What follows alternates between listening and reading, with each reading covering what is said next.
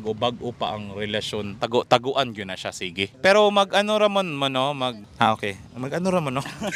Unsa gyud yung business dire karon? Nangong plagikan, sa pahuwera din, pahangin. Tapos pag uman ano yung pahangin, magpa-cute. Dili, uli na daritso. Bago pa ang relasyon, taguan gyud na siya sige. Dili ka nang pwede naipahibalo. Aside sa friends nga makahibalo dayon, aside mga classmate mga na. Like tamoy direct nga storyaan nga at least mingon man lang ka nga ay naibog ko aning bayhana ni anana. Na kay mura og ma-confessan sa imong feelings o sa katawo or imo-imo lang. Ako lang. Ano man wala kay mama? Ay, na like, Di wala kay salig ni mama. na may salig ni Pero ang ato manggong direct nga response with parents mangisog na. Pero sa lalaki dili man. Even man sa lalaki nga murag chill ra ang parents pero sa babae dili gyud. Kay unsa may gilikayan sa mga ginikanan nganong mangisog ang mga ginikanan especially kung babae ang magkarelasyon. Sa akong size manggod gay, sa kurang mama strict pa. Rare kay na no. Pero na-adjud exist po ng ginikanan nga strict sa mga lalaki. Kaya nga naman, sa may gikadlo ka ni mama? Ambot lang, wala ko balong sa rason. Wala ni explain sa mama. Wala yung marag open conversation about ana. Mo na problema no sa mga ginikanan kay wala open conversation relating to ana ba, no?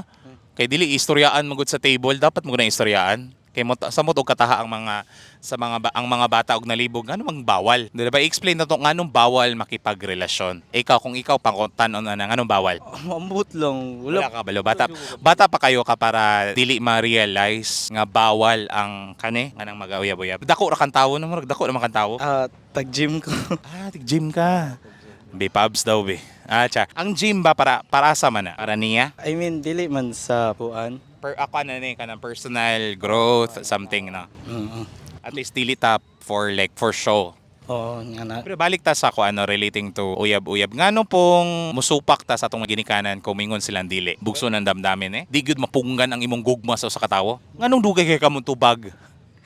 Ulang ka gatas? Like ko na jud nang Ulaw lang karong mga panahon na. Slow ra mo pick up. slow. Slow mo pick up. Unsay buhaton nato para mo paspas ang atong utok ug mutog tubag. Mukaon og uyab. Dili utan. Oo, utan. Dili ka dikaon og mga utan no. Palagsa. Panalagsa. Pero kailangan guna nato kay para kusog ang pick up sa atong utok ba. Especially kung estudyante pa ta. Di ba? Murag ako'y kasturyara ani tanan.